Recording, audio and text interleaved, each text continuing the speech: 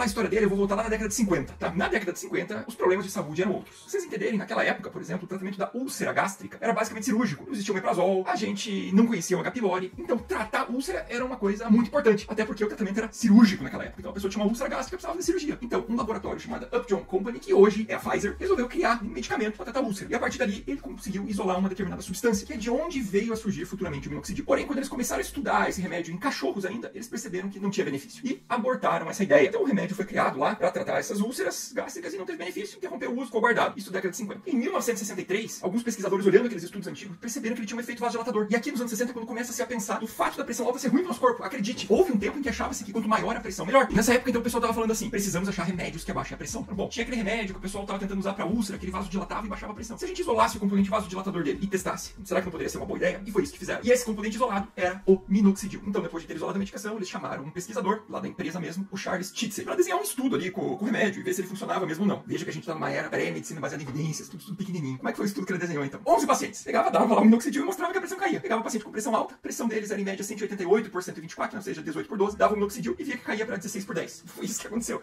11 pacientes, beleza, controla a pressão. Só que tinha um probleminha, né? Porque ele dava o minoxidil, quando vasodilatava, o corpo precisava compensar isso e ele acelerava o coração. Então ele fazia uma taquicardia compensatória. Então, alguns anos depois, em 72, ele desenha um estudo com 11 pacientes de volta, só que agora dando também beta-bloqueador, para não fazer essa taquicardia. E beleza, virou um remédio ali potencial para o uso no tratamento da hipertensão. Só que nesse segundo estudo ele começou a perceber uma coisa: os pacientes que tomavam o minoxidil estavam crescendo pelo, estavam ficando peludo. E não sabia o certo por quê. Mas a ideia é que como ele vasodilata, ele acabava vasodilatando os vasos que levam aqui nos poros dos folículos pilosos, né? Então ele vasodilatava, aumentava o aporte de sangue e além disso ele aumentava o diâmetro dos folículos, deixando o pelo mais grosso e crescendo mais. E nessa mesma época, em outro serviço, um residente de dermatologia chamado Ginter Kahn percebeu uma coisa: tinha alguns pacientes que usavam o minoxidil não como comprimido, mas como PET, né? Adesivo que cola e absorve. Ele percebeu que a região que esses pacientes estavam usando estava ficando peluda. E aí o Charles entrou em contato com ele para falar: ué, o que tá acontecendo aqui? Olha, eu vi que você relatou isso e tal. E eles começaram ali a trocar uma ideia. Este residente, junto com um colega médico dele, resolveram pegar e manipular esse minoxidil, que era via oral ou PET, uma formulação com álcool, com 1%, e começar a testar ver se crescia cabelo. Perceberam que crescia, perceberam que aumentava o crescimento no local que ele era aplicado. E viram: nossa, a gente tá achando a cura pra calvície. Só que nesse momento, o pesquisador e a Pfizer lá não tinham ideia que eles estavam fazendo isso. E o que eles fizeram? Foram lá e registraram a patente do minoxidil tópico, essa solução 1%. E aí ficou com duas patentes. Ficou a patente do minoxidil para uso de hipertensão comprimido, registrado pela Pfizer, e a patente do minoxidil tópico 1% ali para tratamento de problemas de calvície.